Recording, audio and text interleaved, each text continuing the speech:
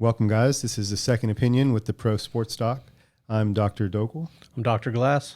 And we're here from San Diego, California, talking to you about sports medicine, stories from our 20-plus years of experience in the pro sports world as treating doctors, and to discuss the NFL, the weekly matchups, injuries, and other cases that may occur during the NFL season, and then also maybe to educate you guys a little bit along the way. So those are our objectives, and we got a lot to talk about after 1 week of football. Yeah, a lot happening in a couple days. What jumped out at you at first, Dustin, would you say, from this week's games? This week's games, a lot. It was a kind of a whirlwind because I wasn't really ready for football to start, really, to be honest with you. Yeah. And then all of a sudden, life's been a little crazy. And then all of a sudden, I'm on my DraftKings, got hit up by my group, DraftKings, and started picking my players. And it just kind of all hit me really quick. And so I tried to sprinkle in some of the games. Thank goodness for platforms like DraftKings or fantasy football platforms where you can through the players catch up quickly and a lot of snippets, right? Yeah. So, but I did get home in the evening and I kind of turned on Sports Center and I kind of caught the highlights and some of the key injuries, especially on the Steelers, had a couple right off the bat. Right.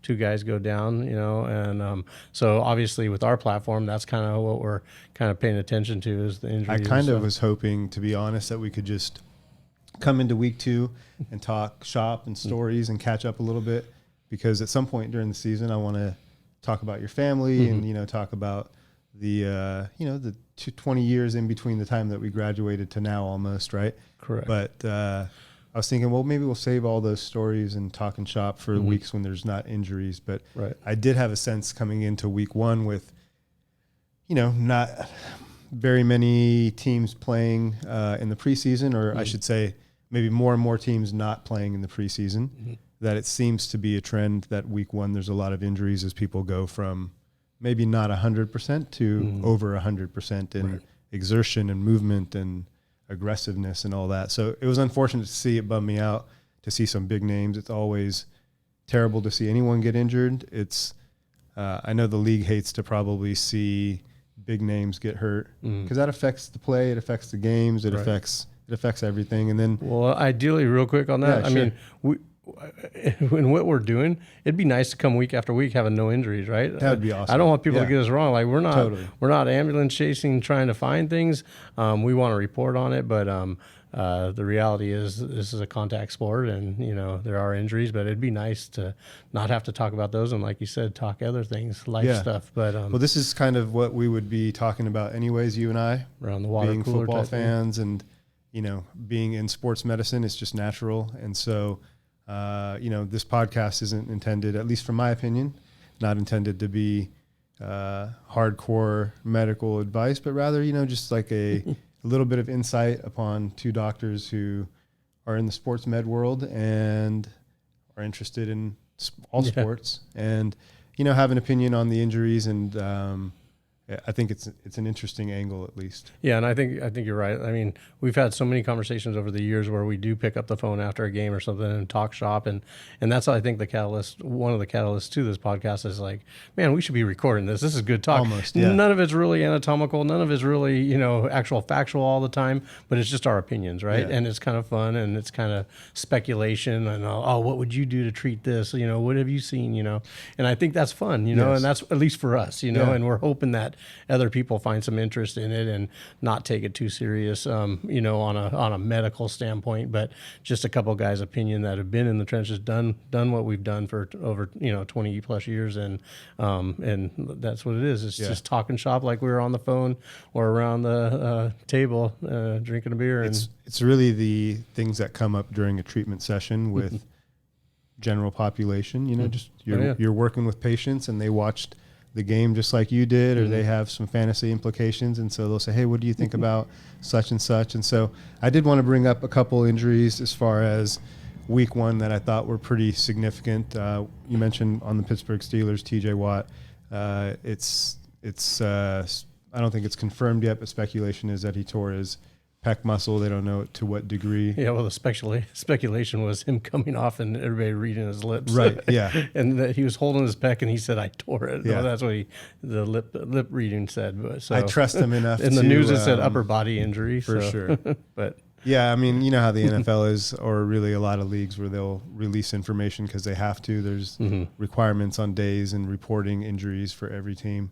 But they are also protecting their field. They're also protecting their asset, their player. Yeah. And yeah, that's awesome. There's a new alert. It looks like it's halftime here with the yeah, for you that don't know, we're actually watching Monday Night Football here in the office. The Broncos and Seahawks are going at it today, and it's right now 17-13 at half, and interesting game in just the sense that Russell Wilson's returning back to Seattle as a Bronco in his old home. So a lot of storylines in this first week. There was some overtime finishes and some missed field goals, but getting back to the injury with TJ Watt, I don't think that they've decided if they're going to have surgery or not. If they don't, shorter time frame in your opinion? Yeah, definitely shorter. Well, and as we know, they grade it, grade 1, 2, 3, and depending on the severity depends on how long it will take to recover. And then if it's non-surgical, that's one thing. If it's surgical, not only have to recover from the surgery, then you have to then start rehab. Correct. So, but luckily going into it, like any injury, they're in tip-top shape and they've been doing prehab type stuff for, if they do get an injury, they'll be able to recover on the back end faster. Right. And that's what a lot of people I don't think understand is how do these athletes get back so much faster than the average Joe public, right? Well, one, they have access to a whole team, a medical team to get them well. They got the internal ortho, it's the chiro, main focus massage. of the day. Yeah, right. That's their focus. job. So they're coming in the day. They got, anywhere from 2 to 8 people working with them, helping them from time they get there till time they leave, and they can contact anybody 24-hour to get the care they need. So just by that, they're going to be able to accelerate the healing. Plus, they have access to the top modalities, and at some point in the podcast, we might go through a list of all the type of modalities. I think that'd be kind of fun to go through. Absolutely, yeah. That people don't even know that they have access to, things that we've seen in training rooms and talk about. I think that's kind of cool. And, well, I've seen you after hours utilizing things in your own office, right. And I got to say I'm a little envious sometimes. So I'm like, man, I wish I had the time or the equipment. I used a few of the things that I have on myself as well. Usually, almost always actually, if I'm having an athlete or a patient try something, I've done it myself. 100%. Yeah. And I want to know what it feels like. I want to know how to express movement with it and to be able to relate to them. And so, that's important. But I think that's a huge part. But that comes with the trust we talked about last week. I think 100%. I know I do, and I know you do. We're our first guinea pigs, right? And then I go to my friends and my family, try it out on them. I'm not going to do anything on anybody that I wouldn't do it to myself or my family or my friends. Correct, yeah. So I think that's a huge part of that trust factor too.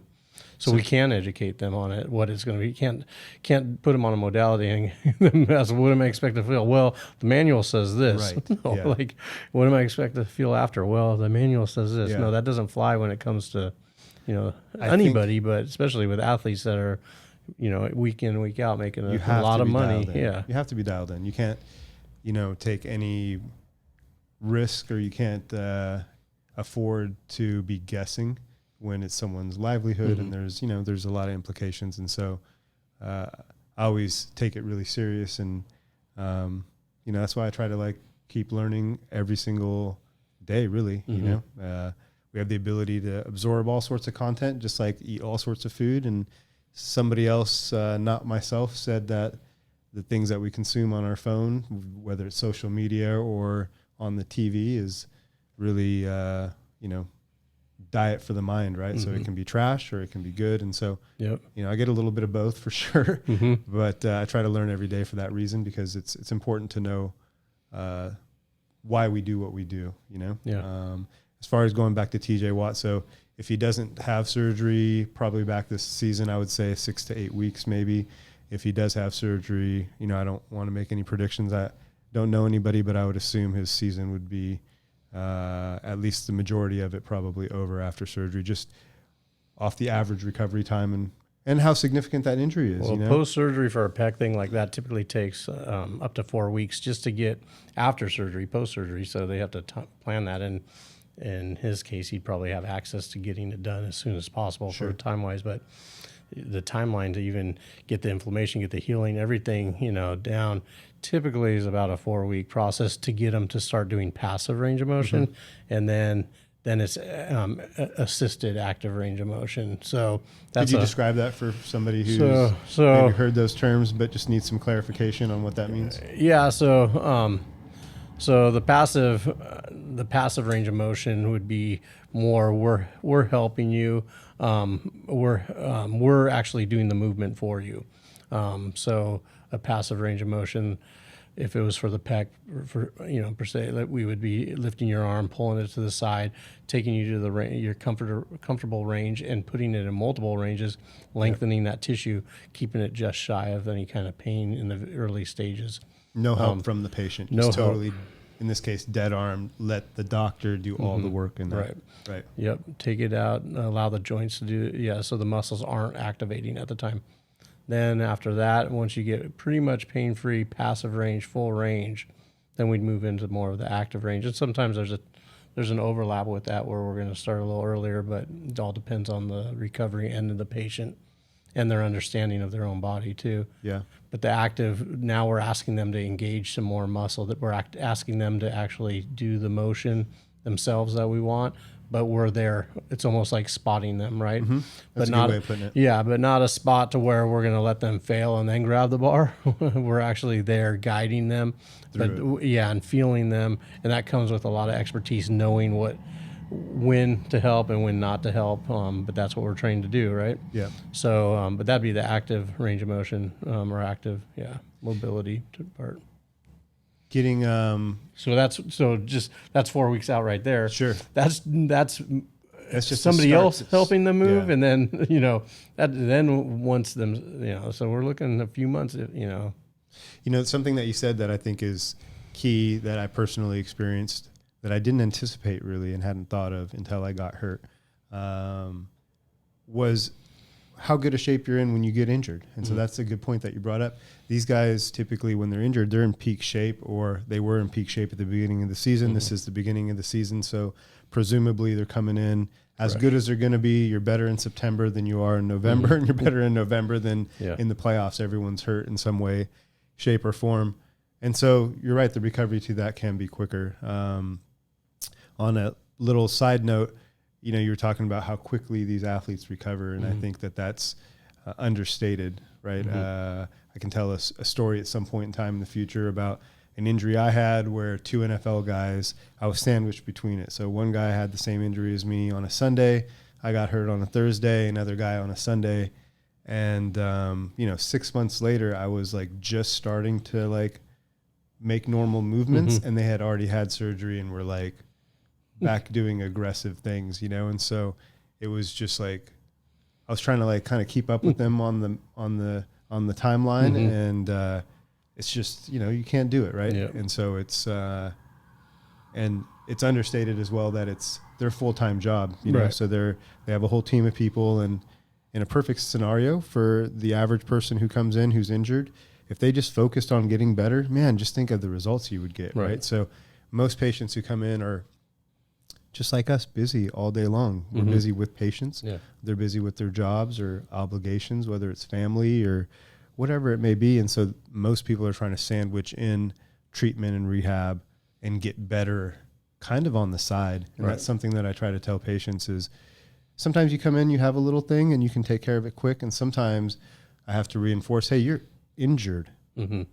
Hear me there. You're injured. And so you want to take care of this like you're injured and give it that focus that it needs to get out of it, not treat it like a side thing, where it's well, I have this neck issue, but I have other stuff to deal with. Sometimes you have to make your health your priority.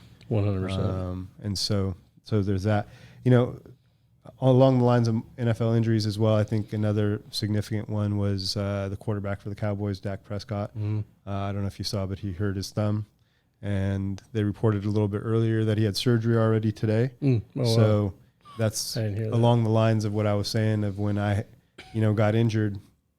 I think 2-3 days after one of my athletes got injured, he had surgery, and I waited months because I wanted to work through the football season. So I actually waited 6 months, but it's awesome that if they get the information right away, and I'm sure before the game was over, they knew that thumb was broken. Mm-hmm. I saw him rush into the locker room right before half.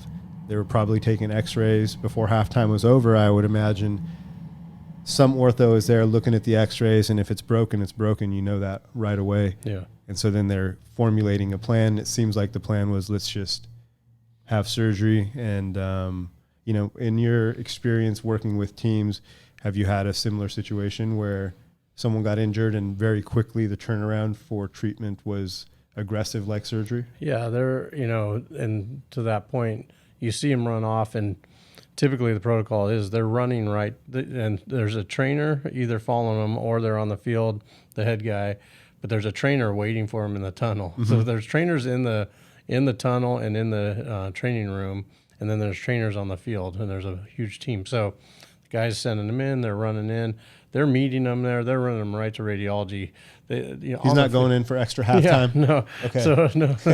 So on radiology, I mean, they're on the field calling radiology. Radiology's got to get down there if they're not already down there, in there, get it all set up. It's a pretty cool, well orchestrated. And it's rehearsed every game almost. Mm-hmm. Every game we go through a protocol of what to do with what, so just like the team prepares, the medical team prepares, so they know exactly what to do. It's a rehearsed thing, so it goes in there. And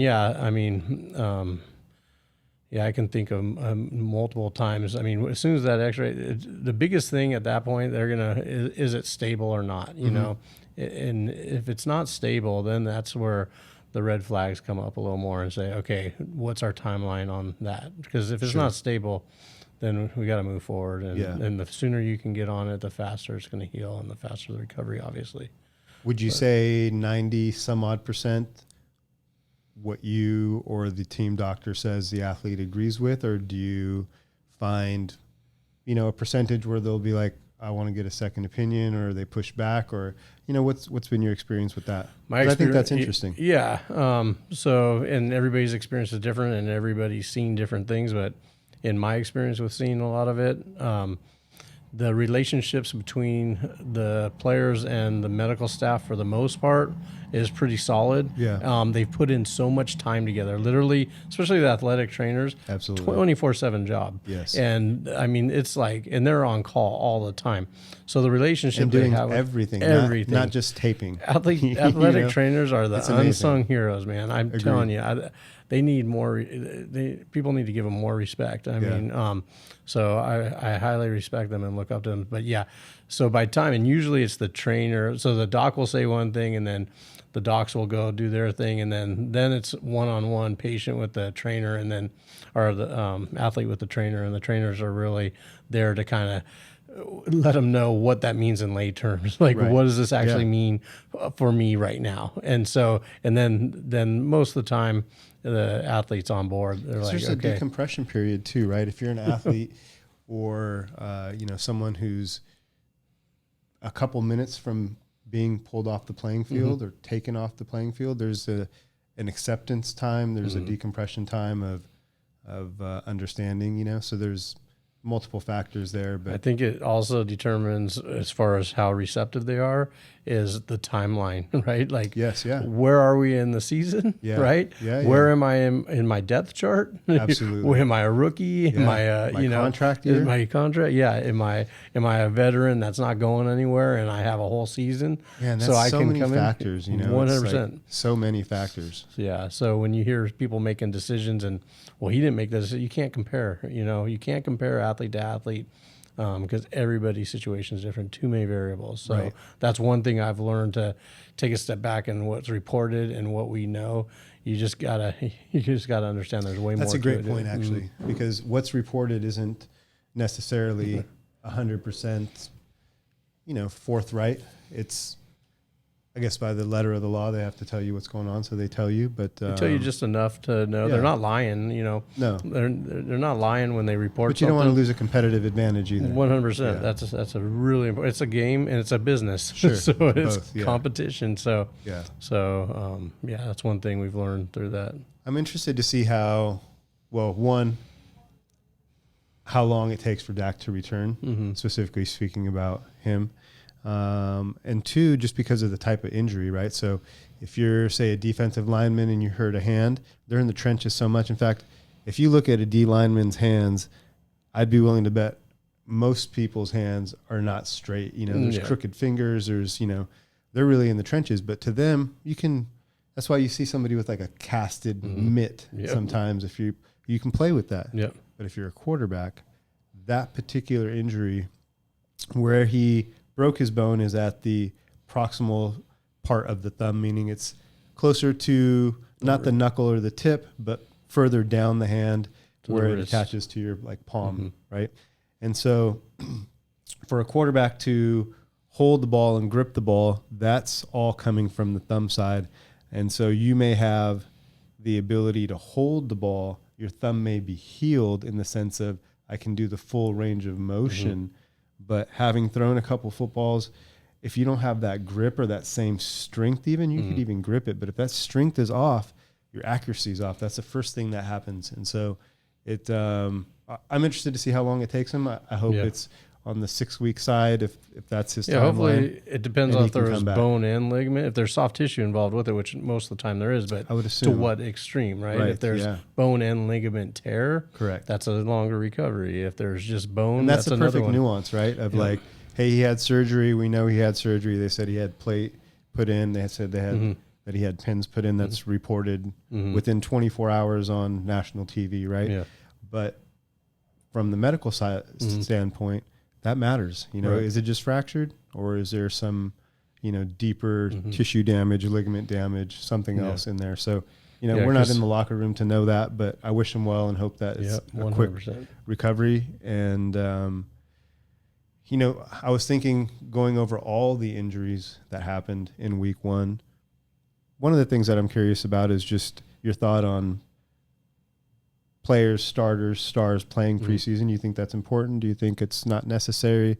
I tend to see more injuries week one. So, in a perfect world, I would say skip the preseason. If you're a star, you don't need the reps. If you're trying to make the team, that's your opportunity to shine. So there is that. But I think that if you have a good off-season regimen, whatever that is, then you can go into week one and know that you're cranking it up to 110% and you're going to be okay. Yeah. And if you just, strap it up and go, which, they stretch and they do all their stuff, right? But I think you have a higher propensity for injury then. So what are your thoughts on that? You feel like if you rested or like if you just maybe you don't get routine work in the off season, or maybe you're just focused on working out and lifting versus range of motion and pliability and flexibility. So it just depends on the position, I think, and it depends on the person, but it does depend on the position. I think there's nothing that replaces game time speed and contact and adrenaline. Yeah. You can't simulate that. Can't simulate it. So you need those game time reps, in my opinion, from a preparation standpoint. Iron strengthens iron type thing, right? Yeah. If you want the bone, if you want your body to respond accordingly, but you've never or you haven't experienced it in a while, then the body's going to have to react as if it's a new thing, and it's going to respond different during and after as well. Yep. So, but if you're desensitizing it regularly, you're going to have a better chance from a neurologic standpoint to respond quicker, both during your activity and your recovery time too. Correct. Because, you can't simulate a guy running past you and you reaching out and trying to grab him and take a fistful of jersey that's taped down and you got nothing, and then they're going full speed and you're cranking on the other way. You can't simulate that in practice or game time. And it's almost like if you don't go game speed, that's kind of when you get hurt, to be honest. If you're trying to pull up, whether it's in junior high or high school or college. Well, that's why we've seen more injuries with the rule changes over these years, because guys are trying to come up I understand why they're trying to make these rules to prevent some injuries, but we've seen the injury rate go up because they're pulling back and getting hurt. Yeah. It's too much. So I'm a fan of, you got to get those preseason games, and you got to get, and you got to get the young guys reps. You got to see where you're at.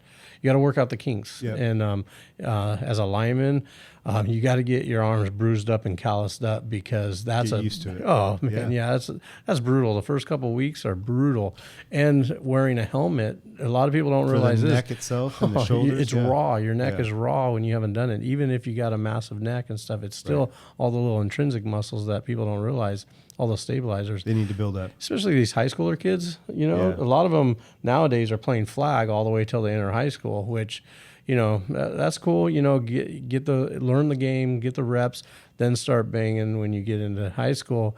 But I anytime an eighth grader going into, I always tell them, as soon as you get that helmet, because that's a big day in high school. When you get your helmet and you get your pads, throw that helmet on and wear it around the house. Get used to it. Yeah, because you got 2 weeks of Hell Week coming up where you're going to be shells, or you're just going to be helmets only.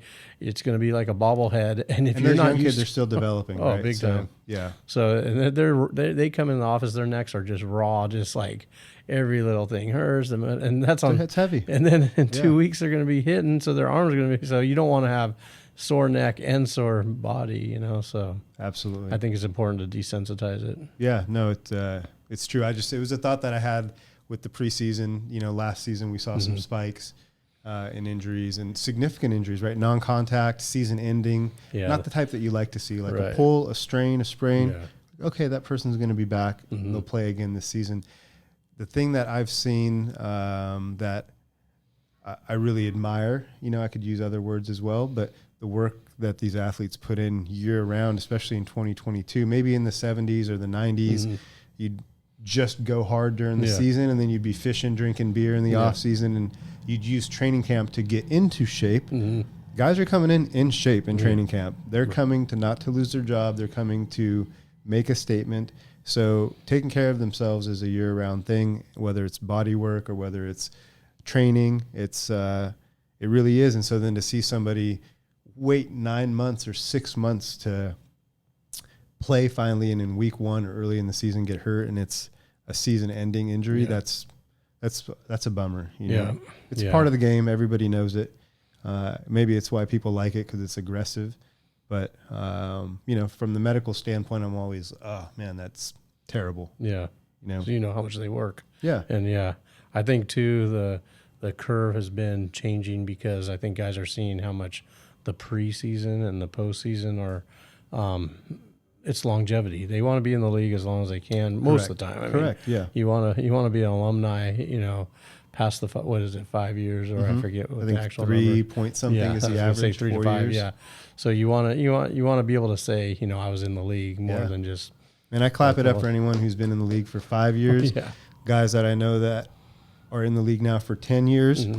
Oh yeah. It is a grind. Even just mentally, even if physically you don't break down, which everybody has injuries, and some of the guys that I've been blessed to know now for 10 or plus years, a couple of them retired, they could litany of a list, like they'll rattle it off top to bottom. It's a lot, it adds up. I think of my one little ACL injury that I had at the age of 40. It changed my whole athleticism, my whole dynamics of my life. I haven't really skied since then. I basically stopped running since then, and that's just one little injury, and so I just we see that with our patient base. That's all I hear. That's excuses, man. Just lack of rehab and excuses. There's people way worse than you doing way more than you. So I'm going to call you out as a friend. Right. Friends talk shit to your face, right? Yeah. So I'm going to call you out. I'm limited. Since then, I've been limited. And so what's impressive is I get what you're saying. They, that's nothing to those guys. They come back just as strong, if not better. So it's impressive. I'm trying to just, be a fraction of what it was pre-injury, and it's hard. No, that's the reality. I'm giving you a hard time, but that's the reality. Things change, life changes, and the what's important changes, right? Man, I'm working out tomorrow morning. Good. Well, so we'll take a little break for a second, and we'll be back in a few. All right, sounds good. Halftime. Welcome back. This is Second Opinion with the Pro Sports Docs. I'm Dr. Dhokal. I'm Dr. Glass. And we were just talking about some of the injuries that happened this week in the NFL, some significant ones, and just generally talking about work and sports medicine going into it. I meant to bring up at the beginning of last segment, Dustin, something that I typically ask you when we talk, which is, what's good, man? Like, what's great? What's going on? What's positive in life? And so I wanted to take a second and ask you how the last week's been and if there's been any highlights. Yeah. Well, that's one thing I appreciate about our friendship. We do have that kind of brotherly bond where we can just sit down and talk about, anything, but also, it's always work, but I want to know, like, what's good. Yeah, truly care about each other and, like, what's good.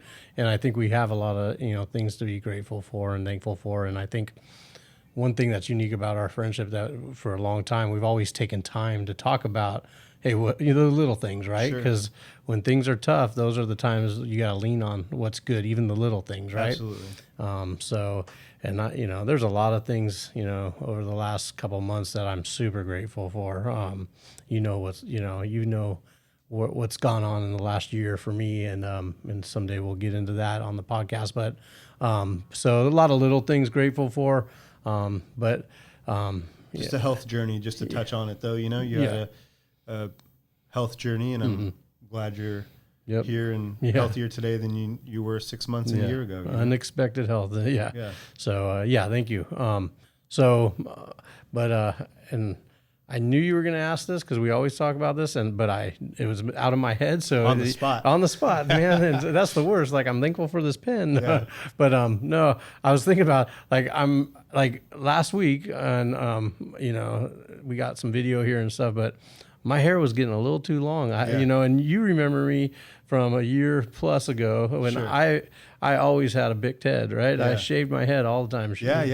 No hair and a beard all the time. All the time. Me and you, it would have been good for the podcast if we looked at, but after my little stint in the hospital, I grew out my hair pretty long, and then I started trimming. Anyways, it was getting a little long last Friday, and I had sunburn. I was not feeling good, man. That's right. You said you had some time in the sun with your daughters. I'm peeling now, and but anyways, I went to Sports Clips. There's this girl that's been helping me with my hair, and I feel fresh right now. My haircut. Good. So I'm very grateful for my haircut. Little things like that, right? Because look good, feel good, play good, right? Absolutely. So I wanted to clean it up for today because I knew that last week was our first official just intro, but today's game day, right? And there's certain things I did pregame always before my game. And we could talk about pregame stuff at some point, but today I wanted to feel good. It's important. We had a good, so. I do want to interject because you said that, and it reminded me, it took me back to someone who is a legend in football that I was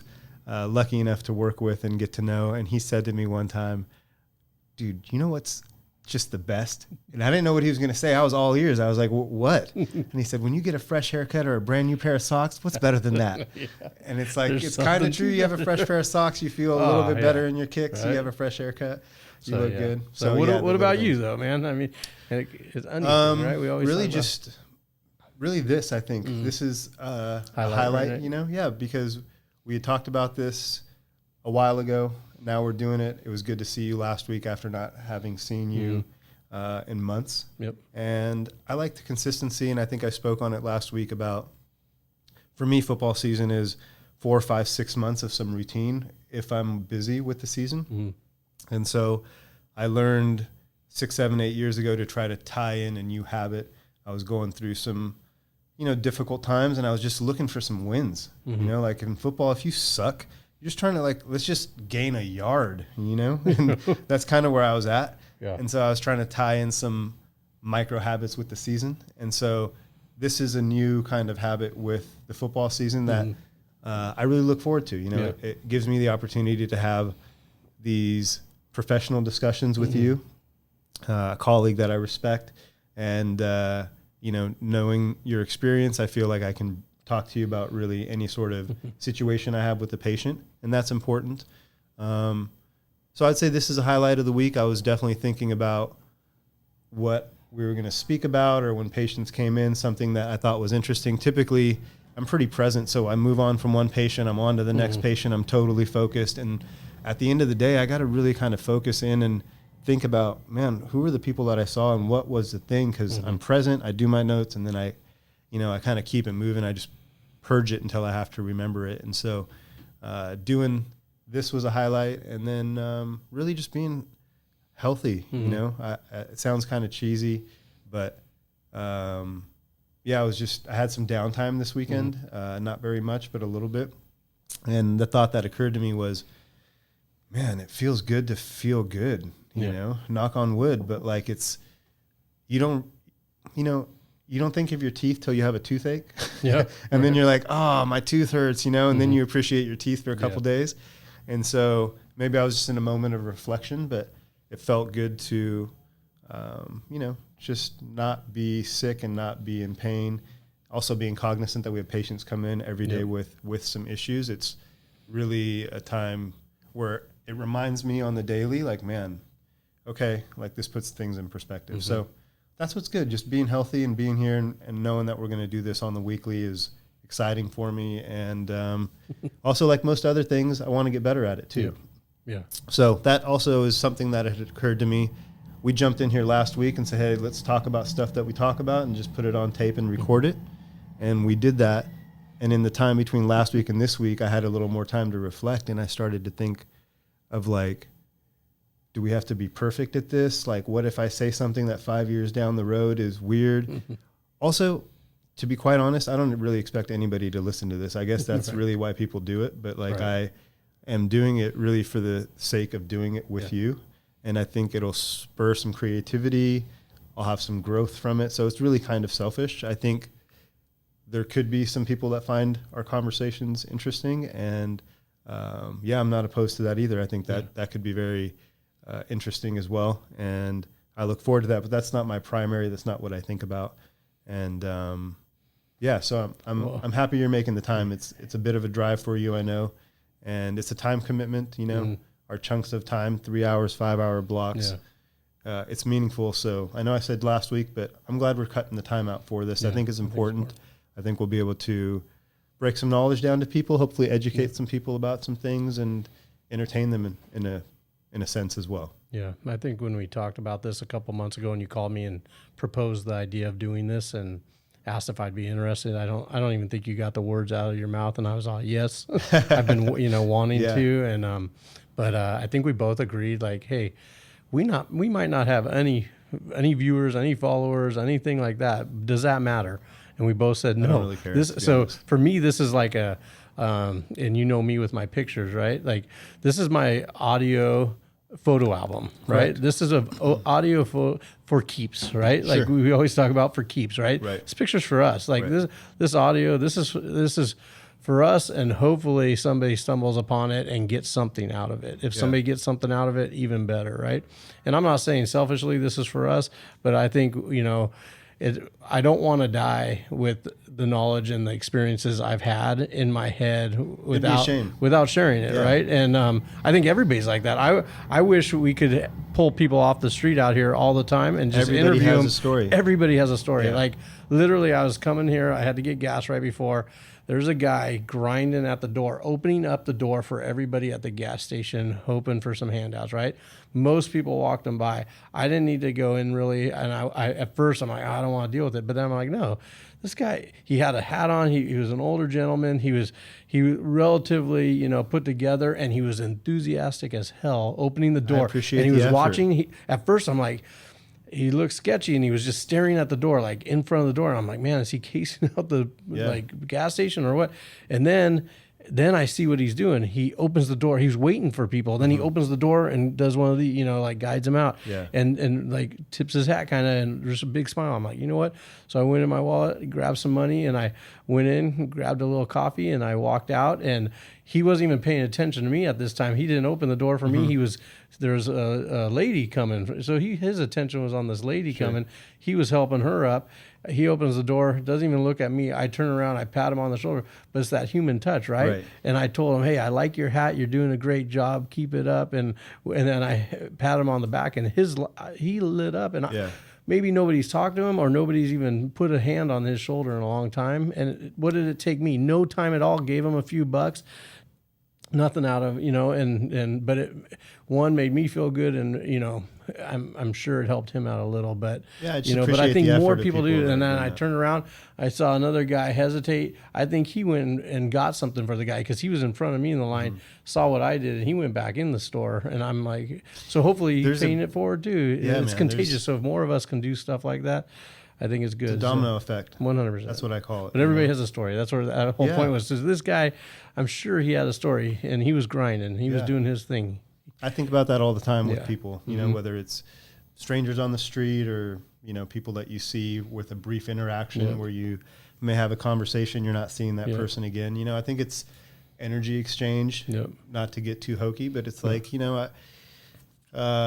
it's, you really can, there's been some times that life has been difficult and I've been like, let me just see if I can fake being in a good mood, and, if you smile at a stranger across the street, they'll smile back. There's something that happens there, there's an energy exchange. So I think you can affect somebody's day without even speaking to them, or even more so by helping them. So just being observant with the people around you, I think we could definitely use more of that, right? I see a lot of like pain and hurt, especially after the last couple years, whether it's on the streets of downtown or whether it's with patients that come in. Like you said, everyone has a story, and I feel super lucky to have perspective and have patients that make 20 plus mil a year and patients who make 20,000 a year. Right. And to know that everyone in that spectrum has something they're going through, and we also all have common traits, right? So well, it's a good reminder for me. Getting back, the athletes, a lot of our patients come to us because they know who we worked with or who we work with, and there's a draw to that, right? I mean, that's why, you have the jerseys, you have the pictures, and same with me, people like to see that, and they like to, and they feel like they can connect, but they always ask too, like, oh, how's it working? Like, I'm literally, they are human just like you and me, literally. And I always think of because we've been fortunate to work with some of the top athletes in the world, and when it all comes down to it, we're all the same. I mean, especially we get to go into their homes, we get to meet their families, we get to,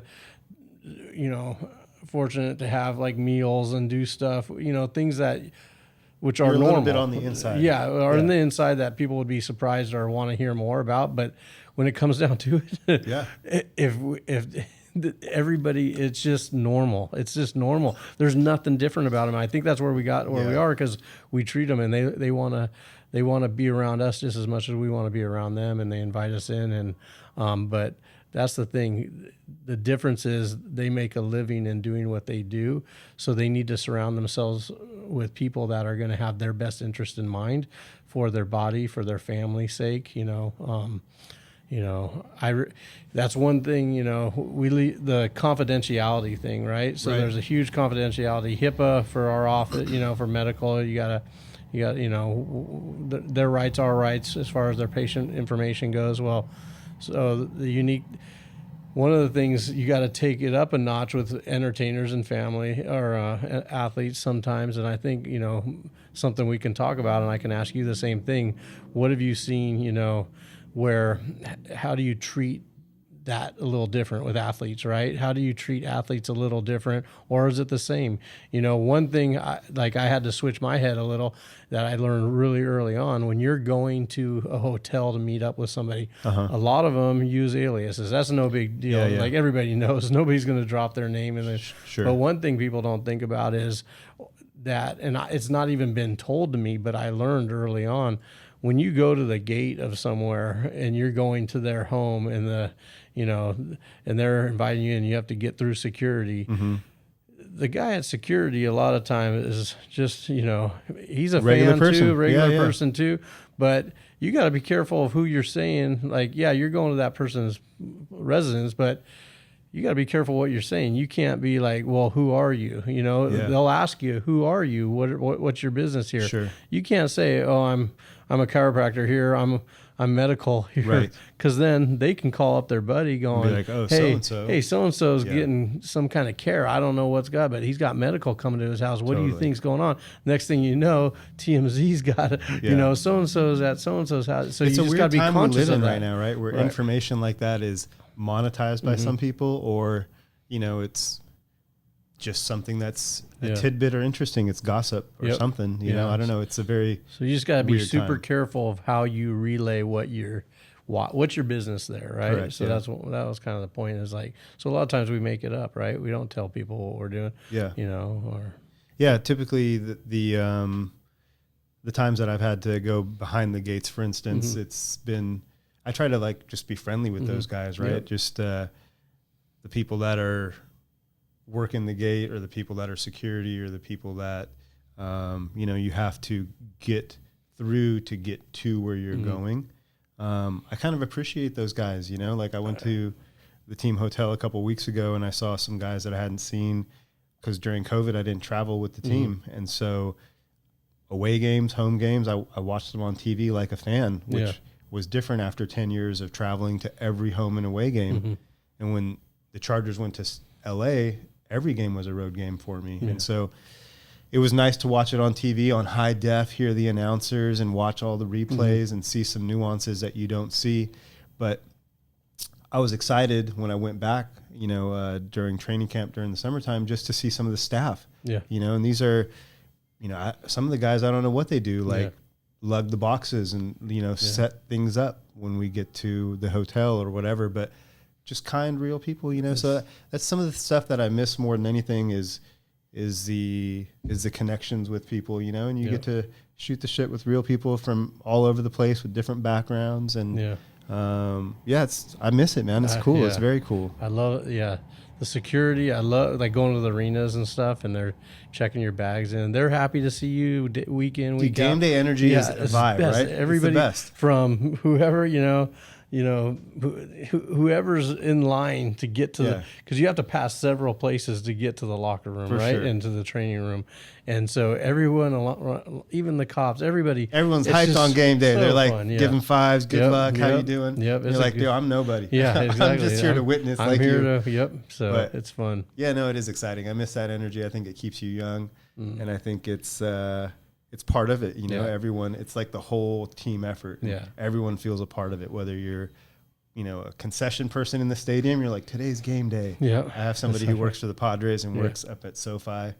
And she's excited. She's like, we have a game today. We're doing it, so it's pretty cool.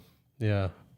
So talking about difference between, our athletes and our, I don't want to say regular patients, general population. I say regular people. And out of respect, including exactly. myself. 100%. Yeah. So the norm, right? Because that's 90% of our work. But just to make a distinction between the professional athletes and then everybody else who comes in who doesn't make a living. Yeah. On the field. non-professional athletes. Right. I mean, nothing to take away from that. So this week per se, we have the sports and stuff. But do you have any interesting cases that come through the door that you can think of, or not even interesting, but something that you might have learned from, or that you thought I had a about? thought actually that when I was having this conversation with somebody I've known for 6 or 7 years, actually the mother of somebody that I've known for a long time, and so I was having this conversation. And as I was having it, I had the thought, like, man, this is something that everybody should know. And in short, it was just that motion and mobility, I think, is so important as you get older. And that's the 2-second, thought. But to go a little deeper, the background was, the person not being able to do as much as they used to a few years ago. And then talking about, well, what is young? A generation ago, young, or old, I should say, a generation ago, maybe old was 60 or 65. Like, you're retired, you're not doing anything.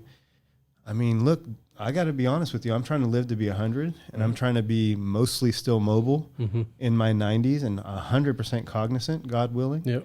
I'm still trying to hit free throws and 3-pointers in my 90s, So, that's what it is. And I was relaying this information to her saying, it doesn't take much, right? Now that I have the perspective of 15, 20 years of being in the healthcare field, I have patients that are 70 that I used to know when they were 55. Mm-hmm. I have patients who are now almost 80. One lady in particular, she is awesome. She used to go on 100-mile bike rides competitively in her 70s.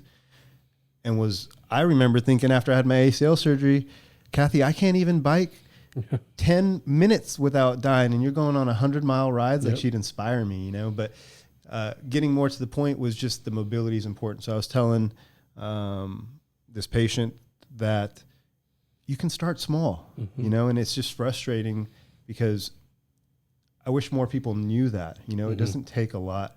And so as an example, I have a patient who's 70. He has kids that are in their early 20s. He's pretty active. Golfs, moves around a lot. And in the last 2 or 3 years, he's lost a lot of balance. And so he came in, I had him stand on one leg and he almost fell over. And I was like, whoa, this is way different than it was 2 or 3 years ago. And, we've treated him for other things, but I just didn't check his balance in that time. And we were talking about like a golf swing. And I said, well, let me see it. And then I put him on the balance board and one-legged him and he couldn't do it. And I said, what happened here? And he's like, well, I'm just getting older. Yeah. And I made him pause there because I think that's an excuse. I don't think that that's necessarily the way that it has to go, that as you get older from your 50s to your 60s, 60s to 70s and beyond, that you lose your mobility, that you lose your flexibility. And I think it's common that people do, but I think the reason is because they stop doing those things. That's it. I agree. So if they're like, what should I do to stay mobile? What I was telling her was, if you can afford to, right now she has a problem. And I was saying, get a massage a week for the next 2 months or till the end of the year. Get some body work, She's like, well, I don't know where to go to. Anybody's better than nobody, but basically, right? Yep. And then also get stretched. And now, we have Pro Stretch here, but there's Stretch Lab. There's all sorts of businesses that are just catered around increasing your flexibility, which I think is wonderful. You can have objective data where you're like, my hamstring is 30 degrees. 3 months later, it's 55 degrees. You see that it's helping you and you feel better. And so, when I see older people in the park doing Tai Chi and they're like, I'm like, man, that maybe looks funny to some people, but that's balance, that's movement, that's activating muscles that you don't normally activate. I read a study a couple months ago about the deep squat and about hip fractures in the elderly. I could elaborate on it, but again, in short, it was that if you can continue to do a deep squat, if you can do it in your 40s and 50s and 60s, that's a measure of merit. That means you have a certain level of strength in your core, in your lower extremity. You have a certain amount of balance. And so if you think to yourself, well, will I be able to do that when I'm 85? I can tell you that you won't be able to if you don't do it when you're 65. Right. So right now, look, I keep bringing up my ACL surgery, but that was something that like affected my body in a way that hasn't been affected since I had concussions. We can go into a concussion, conversation at a different episode, but I just wanted to go do 1 rep of a deep squat, and now I do multiple. And my thought is, I'm just going to always do them, even if it's just 10 a day. It's just, I don't want that to get rusty. I don't want to lose that, and I think of our parents. I don't think either one of my parents can go into a deep squat. I think they've lost that. And so then to gain that back after losing it is tremendously difficult. Right. So to keep it before you lose it, that's the way. And I don't blame our parents. Their generation, when they were in their 20s, working out wasn't a thing really, but we know now, right? So like, if we're not doing it, then it's a shame. I agree.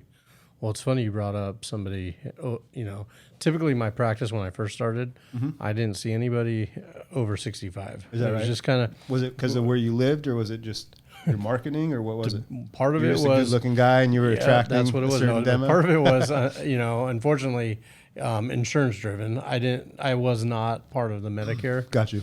System, and that's 65 and over. So I legally could not see anybody. So when I was younger, it was easy to say, but then like you said, you start seeing as you get along in practice, progression. Everybody, so these people that aren't that old, but now are aging out to 65, you're like, well, that's not a reality anymore. So it's funny, but with everything we do with all these athletes, again, just that's a small percentage of our practice, but a big part of, our identity. Small part of practice, a big part of our identity. But the case that I thought about today happened to be somebody in their 70s. So the two cases we thought about had nothing to do with athletes and were over 65. Isn't that interesting? Yeah, that is. And it had to do with movement again, and re-educating the patterns. And that's what we broke it down. And this individual I've been working with for a few weeks now, probably a month now. And, I give her little things to work on, and it's breaking it down. But when you got how many years, that many years of doing it one way, she was a hairdresser, so habits, think of, it's just like working out, totally. you mold into that. So she's molded into something for a 40-year career. And now the expectation is she should not have that. I said, that's unrealistic for us to have that reality. So let's break it down and start changing those patterns and take it one step at a time too, right? You said, you just said with your knee, you're like, well, I just had the thought, I just got to do it. Yeah. So I started with one rep. Okay. And that was all you wanted to do. It was a want. It was a thought. So that's where a lot of our patients, and that's the other thing I've learned with athletes and with everybody, sometimes we have to give them permission to allow themselves to do it. Give that's yourself permission to move better, right? Yeah. Because they're so stuck in this pattern. Yeah, 100%. We always want to achieve stuff, right? It's like we want to buy the thing, get the thing, be healed. And I think that's why, the quick fix is so in. It's sexy. It's like, well, just give me a pill, give me a shot. Well, that's the Western medicine cream. Too. And now we have, drugs advertised. Every commercial break, there's a drug advertisement, and that I don't like it. That drives me crazy. I wish if there was a couple things I could change, that would be one of them. We shouldn't be advertising things that have side effects. I could go on a whole tangent. Yeah, and I realize we can't change that, but what we can do is do what we're doing right here and start to educate so people start to second guess that. Let's go full circle though. Sure. You talked about your patient with balance, right? Mm-hmm. Well, one of the athletes that had an injury was Harris. Najee Harris? Yeah. So he had a foot injury, right? But in camp or a couple of weeks ago, he had the Liz Frank. I don't know. I remember that happening, on the left foot. That cleared out. I think that was last season or during training camp. I can't remember, but had that cleared out. Then it goes into this weekend he leaves because of another foot. They don't know, rolled ankle, whatnot. But the whole idea, that was on the opposite side. Right. So talking about balance and talking about the importance of feet alone, there's 26 little bones in the foot, right? Yeah. So if one of those is off just a little, okay, it's mechanical, right? Yeah. So each one has a purpose. If you have 26 bones in that shoe that need to work independently and together, and you have one off a little, say one little muscle's tight, that's 4%. And it rotates, right? It rotates that angle just a little, and then you strike differently or do something, the stress is eventually going to go somewhere, and that usually translates knee, hip, wherever, and we could talk more about that. But talking about a balancing standpoint, all those muscles and all those bones have to fire equally.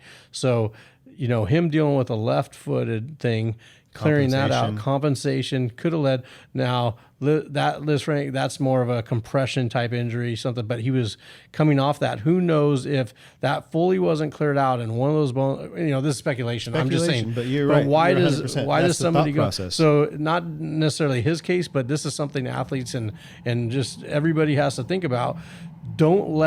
I'm a big proponent of don't let those ankle injuries go, right? A lot of times ankle injuries, they clear out in 4 weeks or whatever, and I feel good.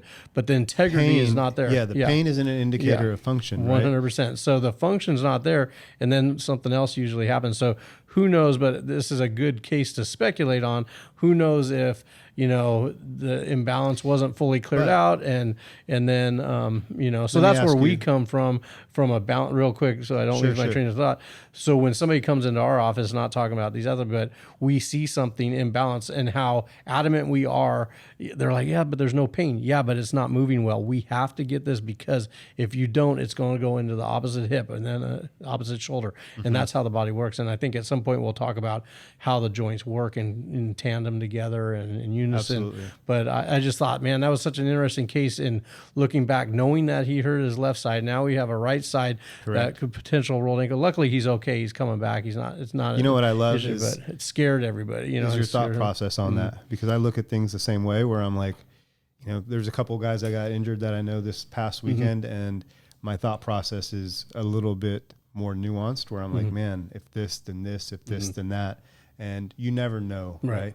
But in the interest of covering all the bases and being able to check things off the list and rule things out, you got to consider all that. So it, I think the same way, it's kind of annoying sometimes if I go somewhere and I see people walking in the mall, I'm like, oh, you're, and it's like. But here's the thing from a sport, I know. From a sports medicine standpoint, though, and I'm sure you're the same way, we keep those thoughts in our head most of the time. Right. There's no way I would talk to him about this, or any athlete coming in being like, oh, if we don't do this, this might happen. It's too Hell much. no, don't put it out there, right? You know what you have to work on, but you don't want to place it into somebody's head. You don't want to put that out there. So it's like, okay, I'm going to do my checklist.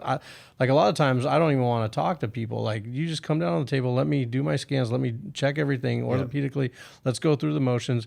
I'll start working. If there's the trust and you trust me, a lot of times I'm working on their tib fib joint, posterior knee, for an ankle issue. At this point, they all trust. They're not questioning why I'm releasing their tib fib when we know it's working on the lateral ankle, right?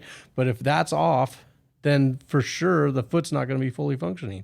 So how, you know, it's all connected. Yeah, I'd like to go deeper on that at another time, where I'm just curious how you navigate that. I do it basically by feel and by relationship and by vibe, and that might be the same way that you do it, but there's more to it than that. So I don't want to forget that. I do want to talk about that let's put down that the road on too, for sure.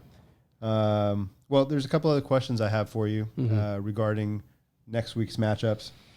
We have a couple interesting games coming up in the NFL in week 2, which, you know, things are starting to hit a rhythm. We know there was a bunch of injuries in week 1. Hopefully that's knocking the rust off and the serious injuries don't repeat in the upcoming week. But talking about interesting matchups, I noticed a couple games that I picked out that I'm intrigued by. I think the most interesting matchup of the week, to be honest, not to be a homer, but is the Chargers versus the Chiefs on Thursday night. Before. Yeah, I saw you. Don't say it. That's why I said not being a homer. That's where you're going, But it's the truth, though. I think it's the most intriguing matchup. Mahomes is on fire. I mean, he's what always did he been do great. This week? I think he had 5 touchdowns. He had a point to prove. It was ridiculous. I mean, I think it's going to be a good game. I don't like that wide receiver. Wide receiver one is injured at this point in time. No, look, they're the world champs from 2 years ago, and they were probably a game away. You know, the Bills-Chiefs game last year was one of the best games I've seen. I think the Bills, the Chiefs, the Chargers, and probably another team are the top 4 in the AFC West. And so it's going to be a dogfight. I think it comes down to I asked somebody last week who plays in the NFL, like, what do you think about the AFC West? You think the Raiders with Devontae? You think, you know, Patrick Mahomes minus Tyreek Hill, you think he's going to try to come back after tasting the championship 2 years ago? Do you think it's finally the Chargers' time, you know? Or do you think, you know, it's going to be maybe the Broncos sneak out with Russell as MVP or something? And he said, you know who's going to win? I said, no, that's why I'm asking you. And he said, whoever's the healthiest. And it's so true. Every year, that's kind of what it comes down to, because the margin of victory is so slim, you know. But talking about the games, I think the Chargers. Real quick, Chargers. Okay, so I'm getting live predictions right now. No. Last week you picked the Rams to win and they lost. So I didn't forget that. No, man. And then you also picked the Raiders to beat the Chargers. I watched that Chargers game. And they lost too. I watched that Chargers game, and they squeaked. No, they didn't cut. No, it wasn't solid enough. We'll be better. No, and I'm a fan. So I just I want to see more. You on the spot. Who's winning? Chargers Chiefs on Thursday night in 48 hours. Who's winning? 72 hours. Man, I'm in San Diego, but I'm going Chiefs. Chiefs, okay. Yeah. So we got that down for the record. I gotta pull for the home team. Yeah, even though we might be missing some important pieces, but that's life in the NFL. Yeah. But that's perfect early on in the season to see what you can do, and they'll meet again. It's just part of it. You're right. They'll meet again. Division foes will play again. The Dolphins-Ravens play this weekend. I think that's interesting. Ravens being, you know, a strong team typically. The Dolphins are on the up and coming, with Tua playing a little better at quarterback. Tyreek added, had got an impressive victory last week. I find that interesting. The Bucks versus the Saints, and then the Vikings and Eagles. I think those are all good matchups. Should be interesting. Who jumped out at you this first week that you were either impressed by or that you had fun watching? Let's see. Anything in particular? And then I had a thought on the opposite, where I was not impressed, from a fan perspective. Yeah. Yeah, like I said, it was a blur because now, as you're asking me that, I'm going through my fantasy guys who I was flipping through watching, and so I needed Carr to do a little better. Yeah. So, but that's against your team, so I was kind of bummed at that. But yeah, I don't know. I'll throw it back on you. What do you think? Well, interesting wise, I think there's a lot of. I think the Vikings game is going to be interesting, just to see them go up against the Eagles, who won. They're seeming to be better, so I think that's going to be a high-scoring game. I was keeping an eye out to see how Trey Lance did with the 49ers, starting, not for the first time, but the first time as a starting role to start the season. They're on the road in Chicago, bad weather, it was raining, all these things. I wasn't so impressed, I know my Bay Area cousins might be upset by that, but it is week one. It's a long season. And as a quarterback, you need to feel comfortable, and that might come throughout the season, right? And so that's okay. The thing that's alarming to me, if I look at it on a little deeper level, is his accuracy is a little, less than, and his completion percentage. I think last game was like mid-40s, 45%. That's not going to cut it for the season. I just think it's wet ball on the road and knew. I mean, knew everything. He's young. So and there is that.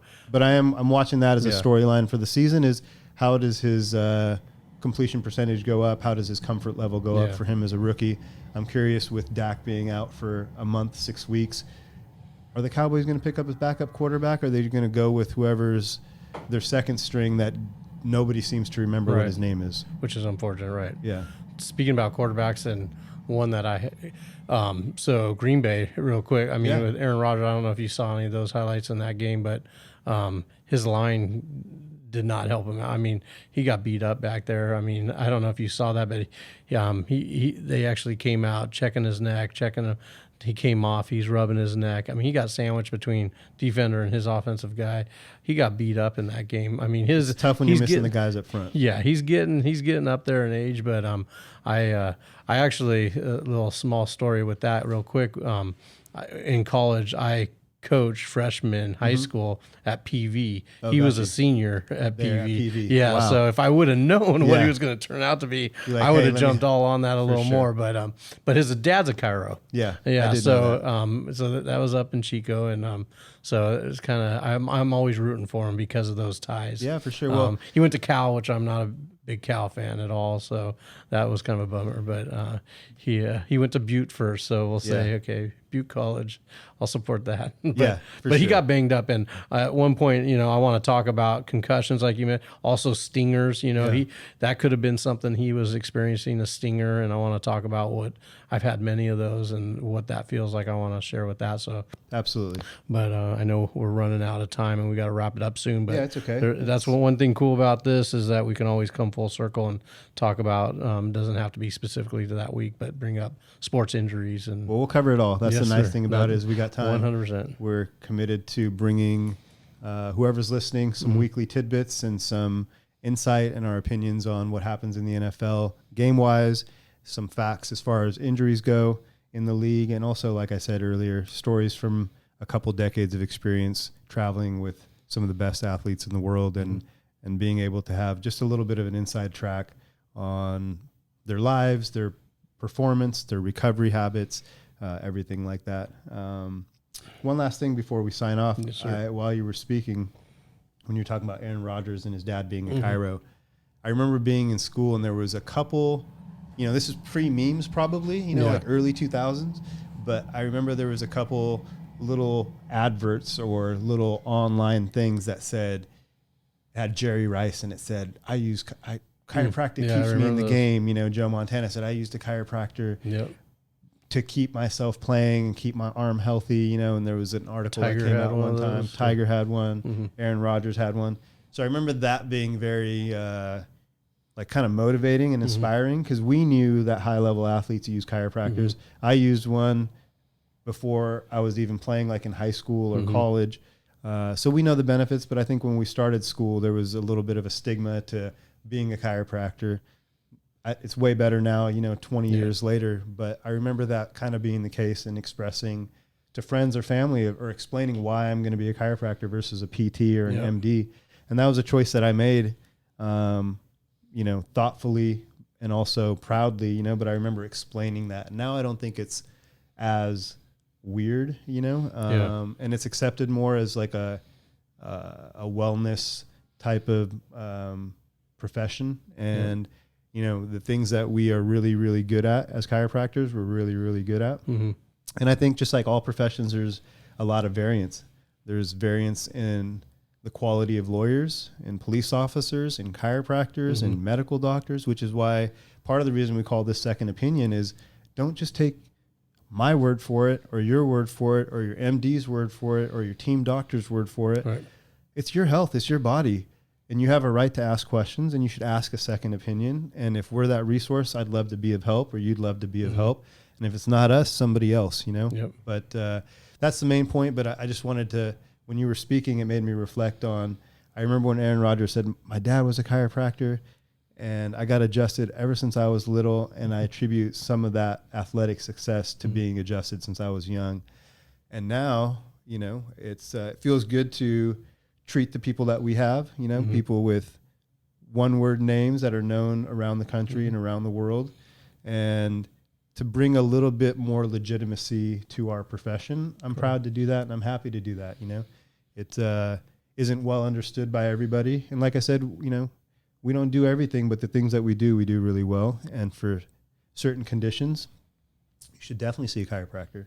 For certain conditions, you should definitely see another person, you know? So that's what it is. But I'm proud to, you know, walk that journey over the last 20 years with you, from the time of, you know, little respect to a lot of respect as a profession. And that's part of the reason that we're doing this, is to contribute to the profession as a whole, just to explain, you know, what we do to the average person who maybe never knows.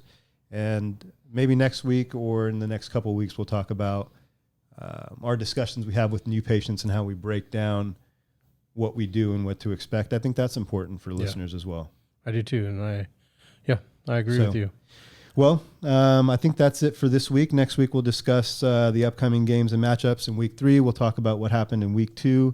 I'm hoping the Chargers pull out a victory on the road. That would be great. So I'm looking forward to that. Looking forward to watching the games this week and connecting with you 7 days from now. I'm already excited. Sounds good. Me too. And if people have anything to add to the show, you know, and want to drop some comments. For sure. Let us know in the comments if you have any questions. We'd be happy to answer them at our next session. For sure, if you have any questions regarding any specific injury or topic you'd like us to talk about, we have a content calendar kind of planned out to talk about some main points over the course of the NFL season. But we're always open to talk about something that is current or relative to anyone who may be listening. So thank you for the time. Dustin, thank you for your time and making time. Appreciate it. And thank you to Steven. Thank you to Manny behind the scenes, who are helping us put this together. We're kind of, you know, learning as we go and freestyling it. This is a one-take production. And so, you know, there's probably going to be some mistakes, but I promise we'll get better as we go along. And we're having fun here. So I look forward to it next week. This is Second Opinion with Dr. Dhokal. Dr. Glass. And we will be in touch in 7 days. Thank you. Signing out.